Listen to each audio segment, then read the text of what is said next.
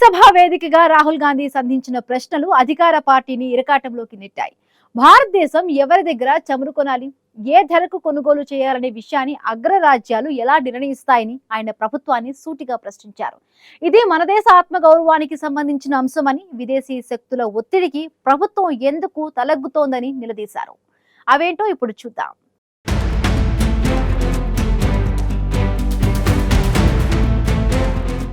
లోక్సభలో విపక్ష నేత రాహుల్ గాంధీ చేసిన విశ్లేషణ ఇప్పుడు దేశవ్యాప్తంగా చర్చనీయాంశంగా మారింది.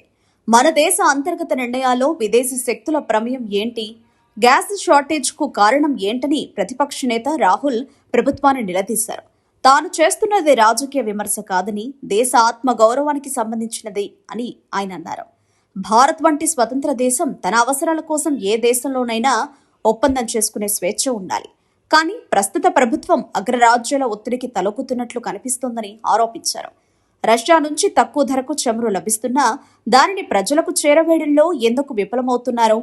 అంతర్జాతీయ ఆంక్షల పేరుతో మన దేశ ప్రజల ప్రయోజనాలను ఎందుకు పణంగా పెడుతున్నారంటూ లోక్సభ సాక్షిగా రాహుల్ సూటిగా ప్రశ్నించారు.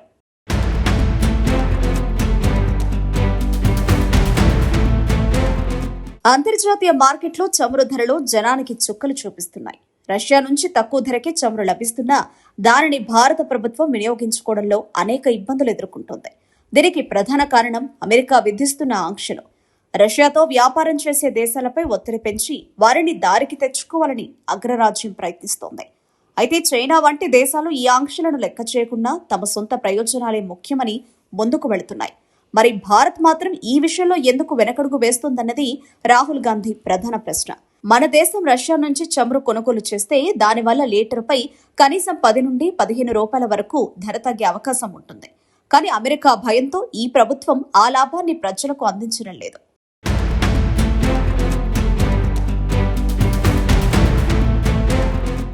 దేశంలో సామాన్యుడి కష్టం పాలకులకు పట్టడం లేదు. ముఖ్యంగా వంటింటి గ్యాస్ ధరల పెరుగుదల మధ్యతరగతి కుటుంబాలను రోడ్డున పడేస్తుంది. ఒకప్పుడు 400 రూపాయల లోపు ఉన్న గ్యాస్ ధర నేడు 1000 రూపాయలు దాటిపోయింది. దీనిపై రాహుల్ గాంధీ సభలో చేసిన ప్రసంగం ప్రతి ఇంటి ఇల్లాలి ఆవేదనను వినిపించింది. ప్రభుత్వం ఇస్తున్న రాయితీలు ఎటుపోతున్నాయి? చమురు సంస్థలు వేల కోట్ల లాభాలు గడిస్తుంటే సామాన్య పౌరుడు మాత్రం ఎందుకు భారంగా బతకాలి? ఉజ్వల పథకం పేరుతో ఇచ్చిన గ్యాస్ కనెక్షన్లు నేడు మూలన పడ్డాయి. ఇంధనం నింపుకునే స్తోమత లేక పేద ప్రజలు మళ్లీ కట్టెల పొయ్యి వైపు మళ్లుతున్నారు. ఇది దేశ ప్రగతికి సంకేతమా అని రాహుల్ ప్రశ్నిస్తున్నారు. అంతర్జాతీయంగా చమురు ధరలు తగ్గినప్పుడు ఆ ప్రయోజనం ప్రజలకు అందడం లేదు. కానీ ధరలు పెరిగినప్పుడు మాత్రం వెంటనే భారాన్ని సామాన్యుడిపై మోపుతున్నారంటూ విమర్శించారు.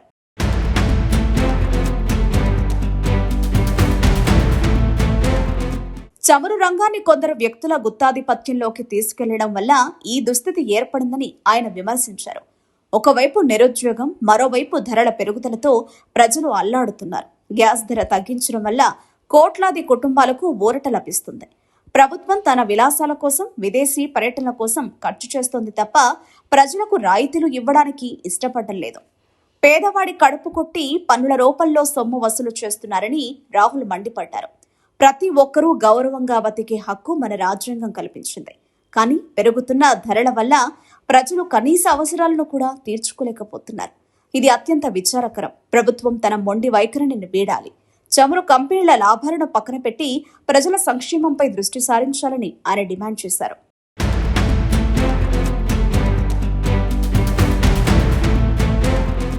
ఏ అగ్రరాజ్యానికి తలవంచకుండా, ఏ కూటమిలో చేరకుండా తన సొంత ప్రయోజనాలే ముఖ్యమని చాటి చెప్పే నాయకత్వం కావాలని రాహుల్ గాంధీ అంటున్నారు. ఈ సమస్య భవిష్యత్తులో మరింత తీవ్రమయ్యే ప్రమాదం ఉంది. మన దేశ ఇంధన భద్రతను కాపాడుకోవాలంటే మనం ప్రత్యామ్నాయ మార్గాలను అన్వేషించాలి. అమెరికా వంటి దేశాలు తమ సొంత ప్రయోజనాల కోసం ఆంక్షలు విధిస్తాయి.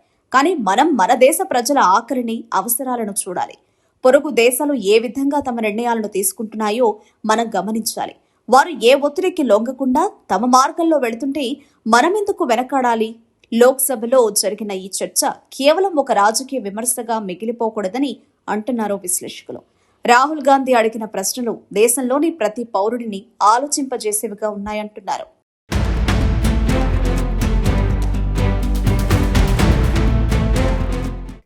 రాహుల్ గాంధీ సంధించిన ఈ ప్రశ్నలు మన విదేశీ విధానాన్ని ప్రభావితం చేస్తాయి అనడంలో సందేహం లేదు.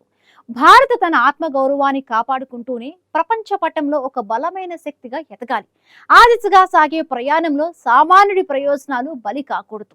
ప్రభుత్వం తన విదేశీ బంధాలను చక్కదిద్దుకుంటూనే దేశీయంగా ధరల భారాన్ని తగ్గించాల్సి ఉంటుంది.